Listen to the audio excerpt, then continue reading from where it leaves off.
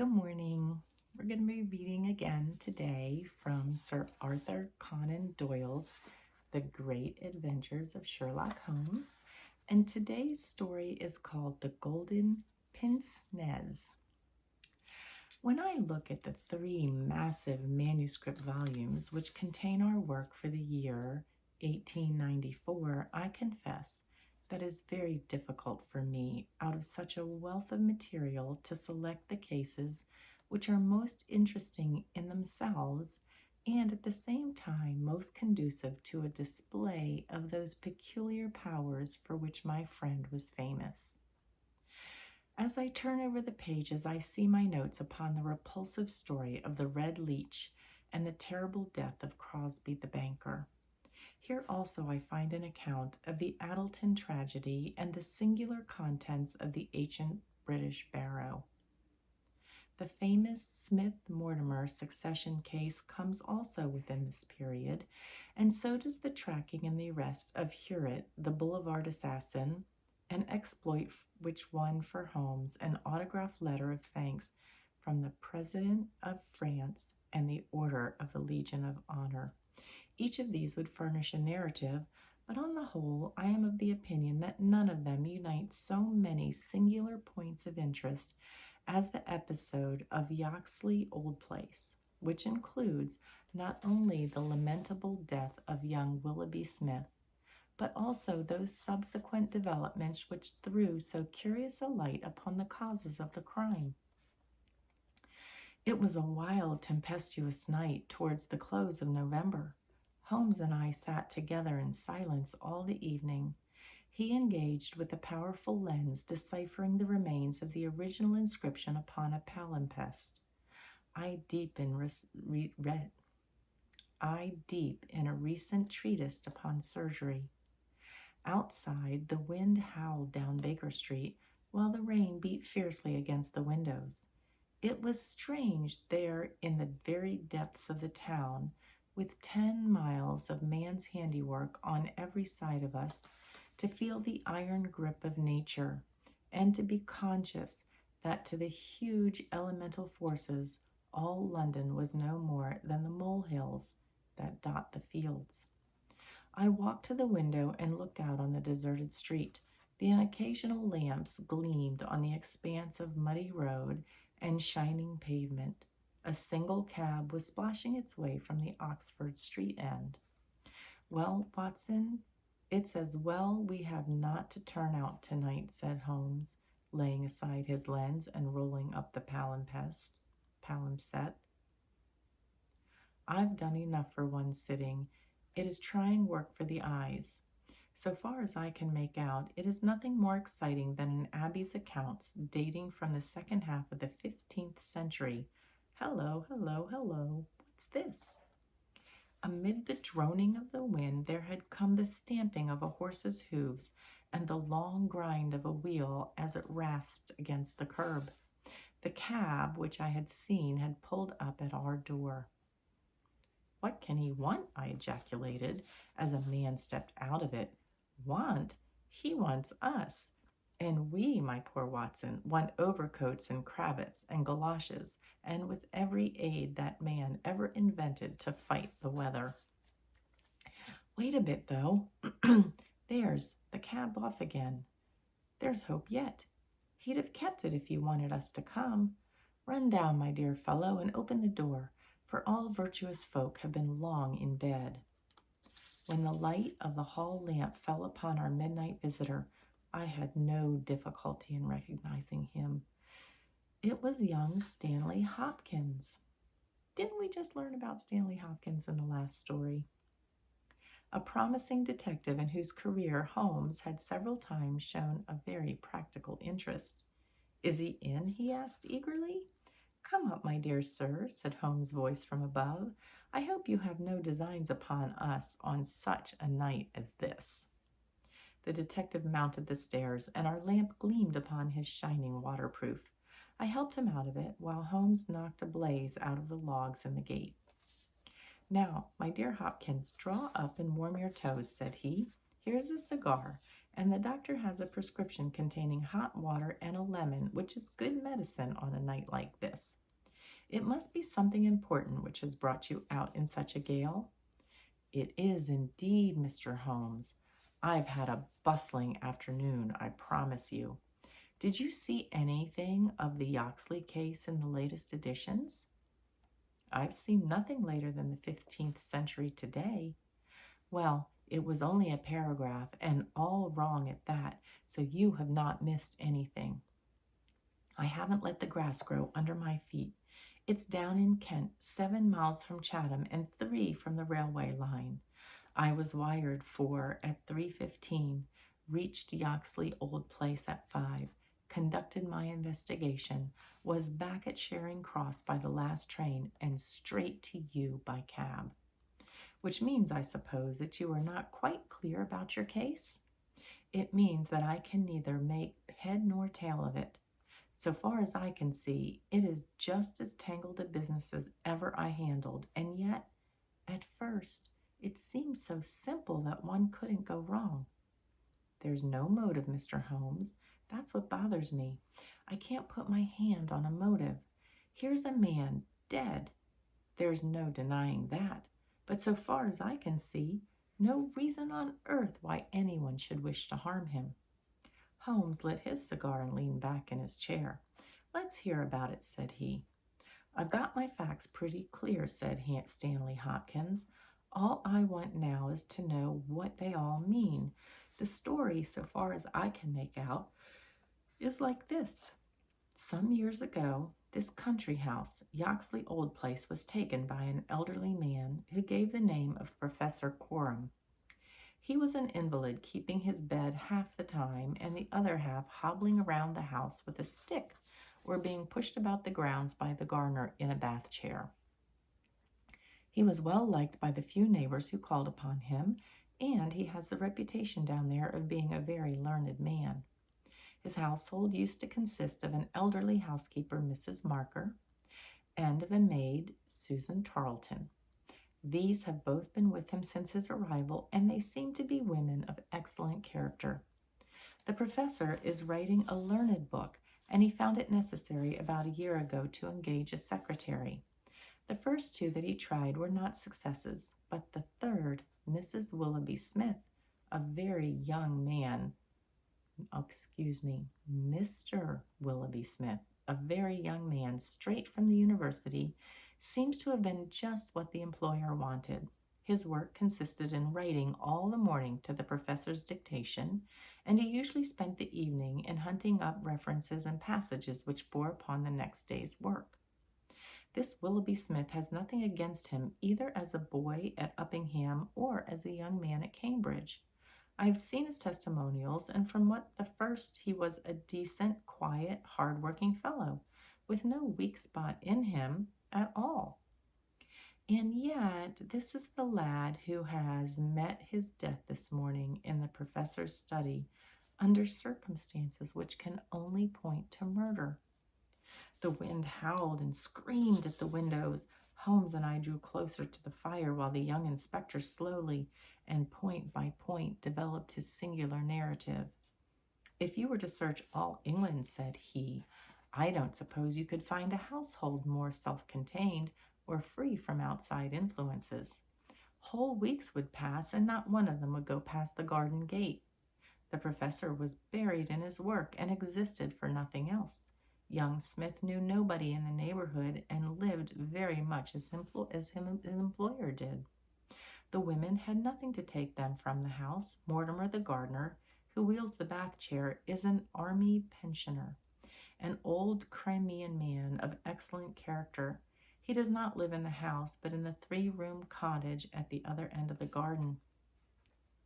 Those are the only people that you would find within the grounds of Yoxley Old Place. At the same time, the gate of the garden is 100 yards from the main London to Chatham Road. It opens with a latch, and there is nothing to prevent anyone from walking in. Now, I will give you the evidence of Susan Tarleton, who is the only person who can say anything positive about the matter. It was in the forenoon, between 11 and 12. She was engaged at the moment in hanging some curtains in the upstairs front bedroom. Professor Coram was still in bed, for when the weather is bad, he seldom rises before midday. The housekeeper was busied with some work in the back of the house. Willoughby Smith had been in his bedroom, which he uses as a sitting room, but the maid heard him at that moment pass along the passage and descend to the study immediately below her. She did not see him, but she says that she could not be mistaken in his quick, firm tread. She did not hear the study door close, but a minute or so later there was a dreadful cry in the room below. It was a wild, hoarse scream, so strange and unnatural that it might have come from a man or a woman. At the same instant, there was a heavy thud, which shook the whole house, and then all was silence. The maid stood petrified for a moment, and then, recovering her courage, she ran downstairs. The study door was shut, and she opened it. Inside, young Mr. Willoughby Smith was stretched upon the floor. At first, she could see no injury, but as she tried to raise him, she saw that blood was pouring from the underside of his neck. It was pierced by a very small but very deep wound, which had divided the carotid artery. The instrument with which the injury had been inflicted lay upon the carpet beside him. It was one of those small sealing wax knives to be found on old-fashioned writing tables with an ivory handle and a stiff blade. It was part of the fittings of the professor's own desk. At first, the maid thought that young Stanley was already dead, but on pouring some water from the carafe over his forehead, he opened his eyes for an instant. "The professor," he murmured. "It was she." The maid is prepared to swear that those were the exact words. He tried desperately to say something else, but he held his right hand up in the air, then fell back dead. In the meantime, the housekeeper had also arrived upon the scene, but she was just too late to catch the young man's dying words. Leaving Susan with the body, she hurried to the professor's room. He was sitting up in bed, horribly agitated, for he had heard enough to convince him that something terrible had occurred. Mrs. Marker is prepared to swear that the professor was still in his nightclothes, and, indeed, it was impossible for him to dress without the help of Mortimer, whose orders were to come at 12 o'clock. The professor declares that he heard the distant cry, but that he knows nothing more. He can give no explanation of the young man's last words.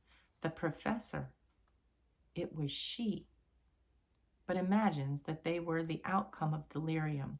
He believes that Willoughby Smith had not an enemy in the world and can give no reason for the crime.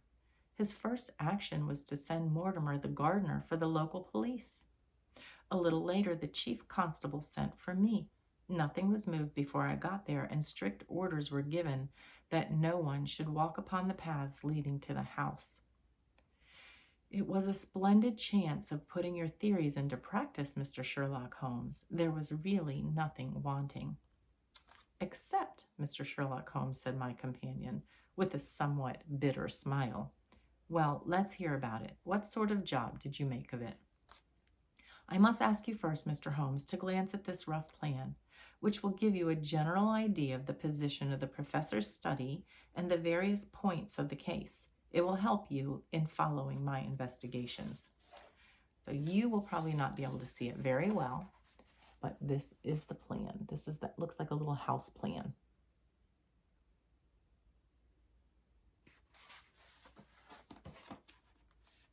He unfolded the rough chart which I here reproduce, and he laid it across Holmes's knee. I rose, and standing behind Holmes, I studied it over his shoulder. It is very rough, of course, and it only deals with the points which seems to me to be essential.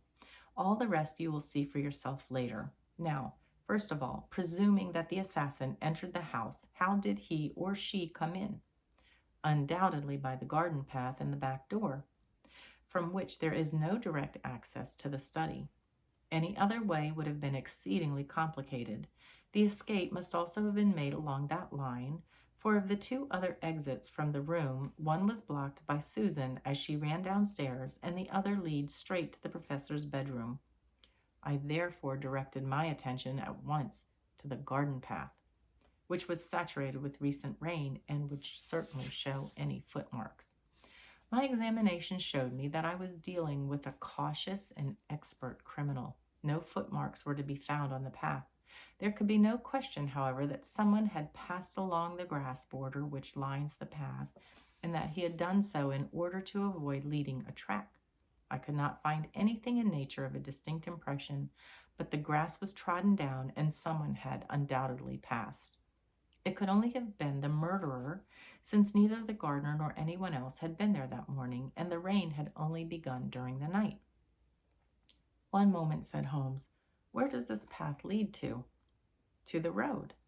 "How long is it?" 100 yards or so. "At the point where the path passes through the gate, you could surely pick up tracks?" "Unfortunately, the path was tiled at that point." "Well, on the road itself?" "No, it was all trodden into mire." "Tut, tut! Well then, these tracks upon the grass, were they coming or going?" "It is impossible to say. There was never any outline. A large foot or small?" "You could not distinguish." Holmes gave an ejaculation of impatience.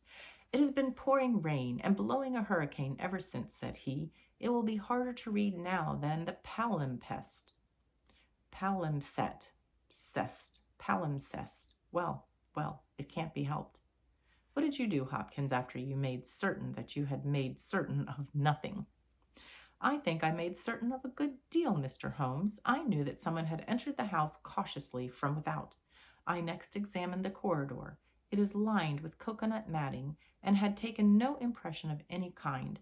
This matting brought me into the study itself. It is a scantily furnished room. The main article is a large writing table with a fixed bureau. This bureau consists of a double column of drawers with a central small cupboard between them. The drawers were open, the cupboard locked. The drawers, it seemed, were always open, and nothing of value were kept in them. There were some papers of importance in the cupboard, but there were no signs that this had been tampered with, and the professor assures me that nothing was missing. It is certainly that no robbery had been committed. I come now to the body of the young man. It was found near the bureau, and just to the left of it, as marked upon this chart. The stab was on the right side of the neck and from behind forward, so that it is almost impossible that it could have been self-inflicted. "Unless he fell upon the knife," said Holmes. "Exactly. The idea crossed my mind, but we found the knife some feet away from the body, so that seems impossible. Then, of course, there are the man's own dying words, and finally there was this very important piece of evidence which was found clasped in the man's right hand." From his pocket, Stanley Hopkins drew a small paper packet. He unfolded it and disclosed a golden pince-nez with two broken ends of a black silk cord dangling from the end of it. "Willoughby Smith had excellent sight," he added. "There can be no question that this was snatched from the face of the person of the assassin, or the person of the assassin." Sherlock Holmes took the glasses into his hand and examined them with the utmost attention and interest. He held them on his nose, endeavored to read through them, went to the window and stared up the street with them, looked at them most minutely in the full light of the lamp, and finally, with a chuckle, seated himself at the table and wrote a few lines upon a sheet of paper, which he tossed across to Stanley Hopkins. "That's the best I can do for you," said he. "It may prove to be of some use." The astonished detective read the note aloud. It ran as follows: "Wanted, a woman of good address, attire like a lady. She has a remarkable thick nose, with eyes which are set close upon either side of it.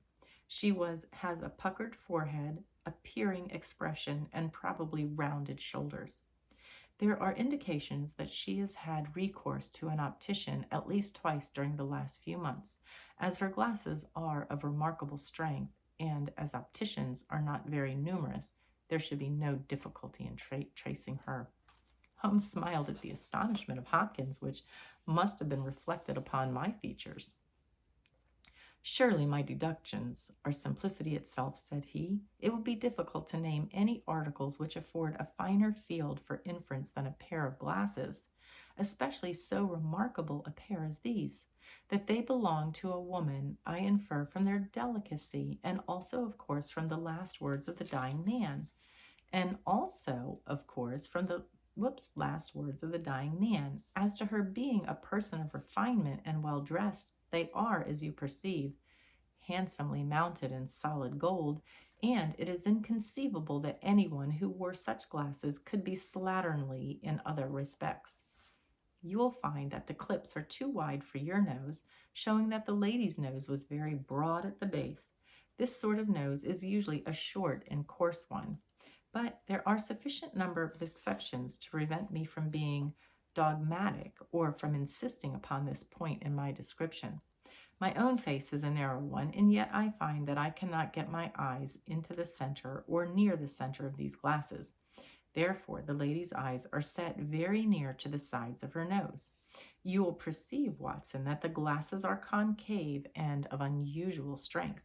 A lady whose vision has been so extremely contracted all her life is sure to have the physical characteristics of such vision, which are seen in the forehead, the eyelids, and the shoulders.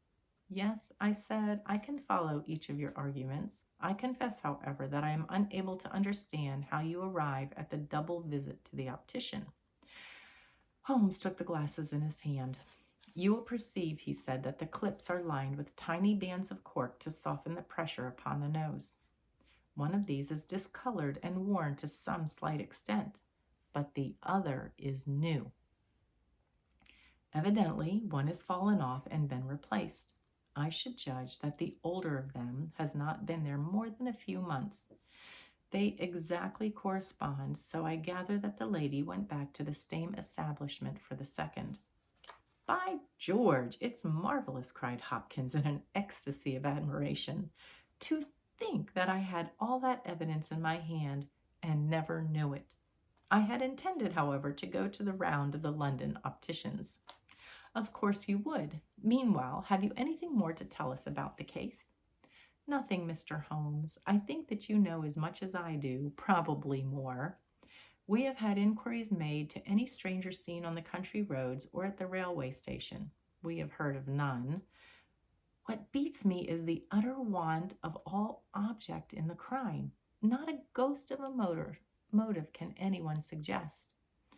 Ah, there, I am not in a position to help you, but I suppose you want us to come out tomorrow?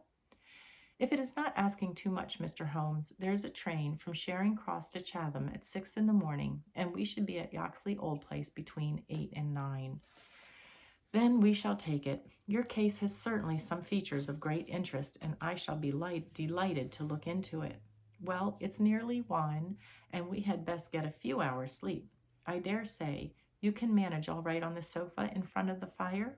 I'll light my spirit lamp and give you a cup of coffee before we start. The gale had blown itself out the next day, but it was a bitter morning when we started upon our journey. We saw the cold winter sun rise over the dreary marshes of the Thames and the long, sullen reaches of the river, which I shall ever associate with our pursuit of the Andaman Islander in the earlier days of our career. After a long and weary journey, we alighted at a small station some miles from Chatham. While a horse was being put into a trap at the local inn, we snatched a hurried breakfast, and so we were all ready for business when we last arrived at Yoxley Old Place. A constable met us at the garden gate. Well, Wilson, any news? No, sir. Nothing. No reports of any strangers seen? No, sir. Down at the station they are certain that no stranger either came or went yesterday. Have you had inquiries made at the inns and lodgings? Yes, sir. There is no one that we can account for. Yes, sir. There is no one that we cannot account for. Well, it is only a reasonable walk to Chatham. Anyone might stay there or take a train without being observed. This is the garden path of which I spoke, Mr. Holmes. I'll pledge my word that there was no mark on it yesterday. On which side were the marks on the grass? This side, sir. This narrow margin of grass between the path and the flower bed. I can't see the traces now, but they were clear to me then. Yes, yes, someone has passed along, said Holmes, stooping over the grass border. Our lady must have picked up steps carefully, must she not? Since on the one side she would leave a track on the path, and on the other an even clearer one on the soft bed. Yes, sir, she must have been a cool hand. I saw an intent look pass over Holmes's face.